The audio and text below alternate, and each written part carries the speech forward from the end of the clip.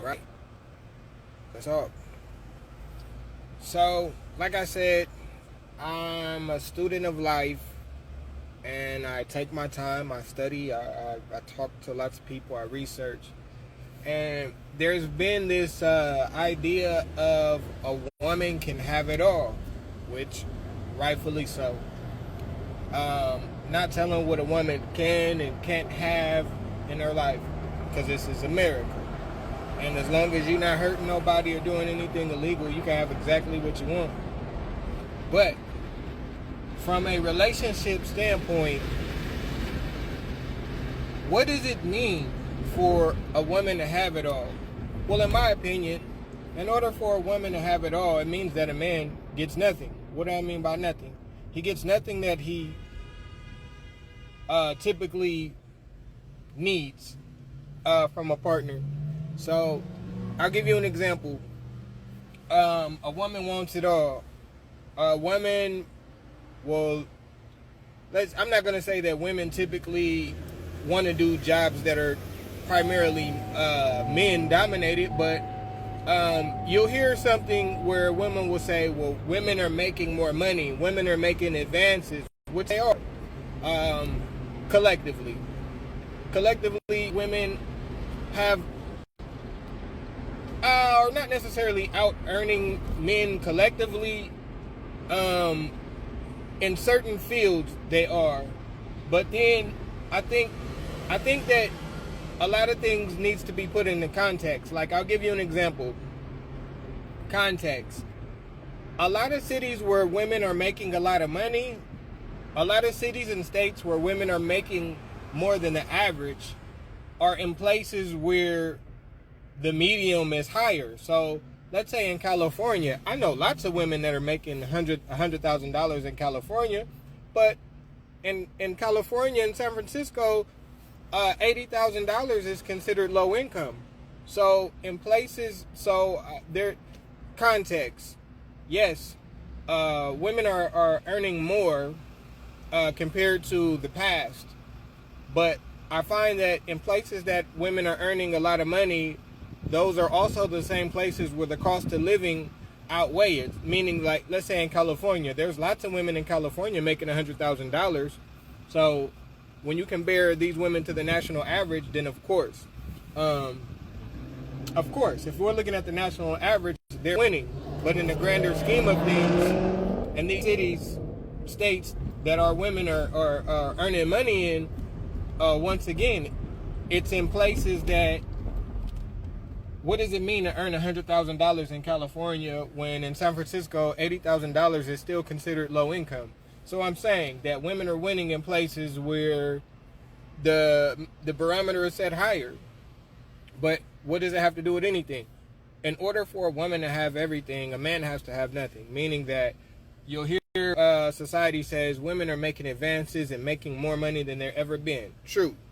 So if women are making more money, and I'll go by the logic of the time, women will say that they're out earning men. If women are out earning men, then why hasn't the alimony changed? Why are women still collecting alimony if women are also making more money? It's a contradiction. Why? Because women want it all. That's what they say, to have it all. They want all the high-paying jobs, and they want all of the assets when the relationships don't work. If you guys are competing with men, if you guys are taking jobs that are traditionally made for men, then I need you guys to understand, if you're taking jobs that are traditionally for men, then there are less men. That you're competing with the men that you want to take. You're taking jobs away from the people that you want to marry you. It's once again, it's another oxymoron. We want it all, but we don't understand what the consequences of wanting it all. Women want to be paid the same amount as men, which is normal. You should be paid for the job that you do, regardless of gender, this, that. You should be paid based off of what the job is worth, and it's illegal to pay women lower than men. It's constitutionally discrimination. It's illegal to pay men more, so it's impossible for men to make more at the same job. But what am I saying? If typically women are taking jobs that were more traditionally for men, then that means that there's a population of men that would and could be working in certain jobs that are pushed out. So if you want, I mean, what am I saying? I'm saying that you want the jobs that men want, but then you want men to be making lots of money. There are only a certain amount of jobs that exist. So you're competing with the men that you want to marry you. You want it all. You want the jobs that are traditionally for men, but then you want the men to be traditionally. And it doesn't work. In order to have it all, it means that men have nothing. In order for you to have it all, it would equate to a man having nothing. Because if you want the jobs that men have, that means less men will have jobs. They will have less jobs, which is fine. It's open competition. May the best man or woman win that job. But then at the same time, when men aren't making enough money, we're like, well, what the hell? Men should do better. Well, wait. If there's only 100 jobs, if there's only 100 jobs and there are 100 men and women, and if the women are getting the majority of the jobs, what are you saying? Do you want men to make more than women or not? You want us to make more than you when it's time to be married, but you want to make as much as us when it's time to work. I don't get it. If you want men to make more money than women, then why do you want jobs where you make as much as men? It doesn't make sense. In order for a woman to have everything, a man has nothing. If you want to still be single, you still want to turn up on the weekend, you still want to dress like you single, what is the benefit as a man? How am I benefiting from being in a situation where a woman still behaves in a single manner, she still dresses, and I get nothing? What am I getting? I get no exclusivity. A woman that still kicks it with her friends, that still dresses a certain way, that still attracts people, I get nothing out of that situation that I want. Because what I was saying earlier when I was doing the live before it cut off, I was trying to enlighten people on the idea that men want exclusivity, meaning that a man does not feel significant, or he does not feel special if his woman is like, all right, let me make it simple. So women want to be sexual. Women like the idea of getting sexual attention from multiple people, and they don't think that women feel like, well, me getting sexual attention is not a big deal. Like, why should my man trip if I dress a certain way or if men are complimenting me? It's just life. Right, I agree with women. Well, in the same respect, what's wrong with men hopping in a DM? I mean, if he's just keeping his game tight, he doesn't want to have sex with the girl, but he's just flirting. It's the same thing. No man wants a woman that makes men comfortable enough to be in her inbox. And no woman wants a man that's in every woman's inbox, even if he is just friendly. Even if he is just sending her a DM to say, hey girl, I think you look good.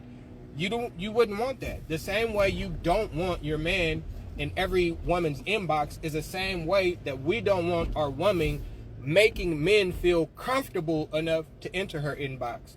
In order for a man to just randomly jump into a chick's inbox, I guarantee you there's something visually that she's communicating that's making him think that it is okay, that is warranted. If you understand life, because we're intelligent, you see, that's the thing. We intelligent, but then we play these games like we're slow. We are intelligent. We understand what we're doing. I mean, we understand what we're doing. You know daggone well that if you dressing provocatively and if I could see your boobs, your cleavage, if you got on shorts, and your cheeks are popping out, that's gonna attract sexual attention. Period, point blank. That's what it is. You could try to tell the man he's being insecure or that, but what if he tell you being insecure after he hop in every chick inbox? See, communication, the majority of communication is nonverbal. The majority of communication is nonverbal. The majority of communication is nonverbal. Why am I saying this 5 or 6 times? The majority of communication is nonverbal. That means that when you are doing something, you are saying something that is not verbal. The majority of communication is nonverbal. The majority of society responds to nonverbal cues. Whether you understand, accept that or not, it doesn't change the reality. The majority of communication is nonverbal. So a person that is dressed, that looks like a stripper, is communicating something to the world. The world doesn't change based off of your feelings. The world doesn't change because you feel that you should dress this way and be treated this way. If a man is a sucker, he is a sucker. If a man is a coward, he is a coward. Period, point blank. There's nothing that anybody could do or say to make, if a woman dresses like a prostitute, she is perceived as such.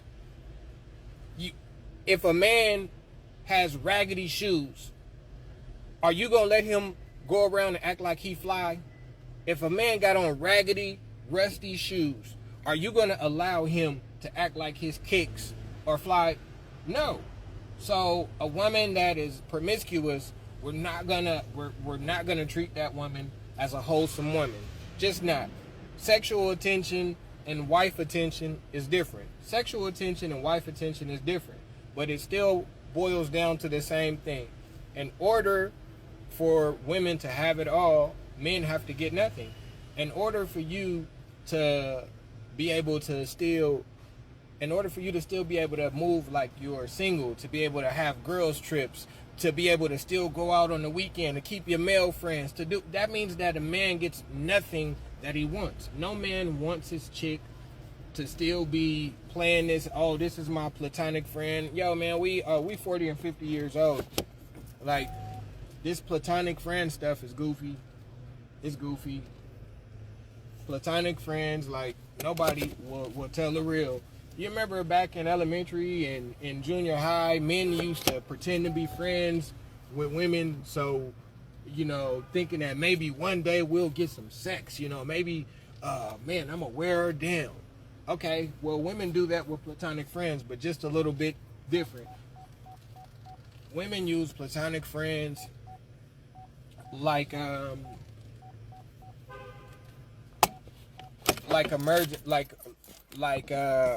women use platonic friends like emergency.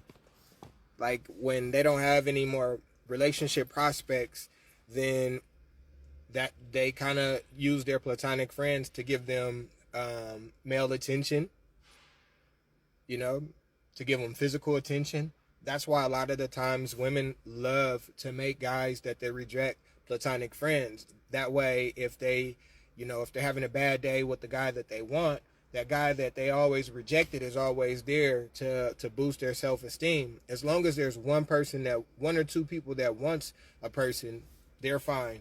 As long as they have somebody that they know that wants them, that's cool. That's why I say the only way a woman can have it all is if a man has nothing. Because if the woman got all these platonic friends hanging around, orbiting around, waiting, if she still has hot girl summers, like, she is still virtually single. She's single, like, we say stuff like friends with benefits. Nah, like it's crazy. People are single with relationship benefits. That's what we're living through. Friends with benefits? No. Single with relationship benefits. Meaning that your man, this ain't a real relationship. You spend more time with your friends. You talk to your friends more. We live in a society in the past 50 years where women will get pregnant and they'll tell their friend before they tell the spouse, and then wonder why the spouse will walk away. What type of relationship can you have with a man when he isn't the first person to find out that he's having a child? I don't understand that. You're too close to your friends. You're like, it's weird. It's weird. People nowadays actually spend more time with their friends than their kids. Kids are the most depressed that they've ever been. In order for a woman to have it all, everybody gets nothing, including the children. You see, because women have been having it all for a while. And this is not me discouraging women. This is just me bringing something to your attention. What I'm bringing to your attention is that I say this on almost every single live, and I will continue to. When it comes to the black community, only 1 in 10 black boys can read at their grade level. And when you put all of the African American men in a room, only the average, only 40%, the best at 40% of all the average reading level of all African American men is 8th grade. The average reading level of all African American men are 8th grade. So we're raising men to be dependent on women. We're raising men to be dependent on women because we're not teaching them anything but how to fight and dress. So in order for women to have it all, men get nothing, and children don't get and boys don't get educated. So I'm not. This isn't my opinion. This isn't something I'm just saying because I want to bash women. In order for women to have it all, have all the good paying jobs, to have all the alimony, to have custody, to have the school degree, men get nothing. Why do men get nothing? Because the majority of taxes are paid by men, and the majority of people who use the subsidies are women. Men pay the majority of taxes, and women take the majority of tax incentives. So I'm not saying this out of my ass. I mean this in real life. In order for women to have everything, men and black boys are getting nothing. We get nothing. We work more. No matter what people say, men work more. Statistically, check the CDC and check black demographics. Black men out-earn black women. Period, point blank. Now, let me tell you this. This is where the stereotype gets cloudy. Because this is the issue. There's different tax brackets. There's a specific tax bracket in between $50,000 and $70,000. There are more black women who earn $50,000 to $70,000 than there are black men who earn $50,000 to $70,000. Now, when we get to $90,000, there are more black men who make $90,000 than there are black women that make $90,000. When we go to $100,000 and above, there are significantly more black men that make $100,000 and $120,000 than black women. There are more slightly above average earning black women than there are black men. There are slightly more. Matter of fact, not slightly more. There's only about 1.4 million black men in between the $50,000 and $70,000 range. There are 2.4 million black women in that $50 to $70 range, 50 to 70K range. It is my hypothesis that because there are there's such a greater percentage of upper middle earners in black America with women, that because they dominate that specific sector, it's hard for them to perceive that men outside of that exist, because they dominate that upper middle, that 50 to 70,000 K income.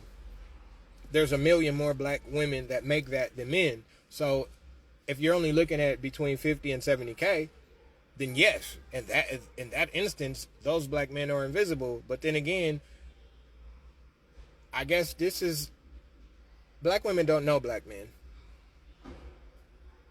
There's no other way to say it. Black women don't know black men. They know us sexually, they know us as brothers, uncles, but they don't know who we are.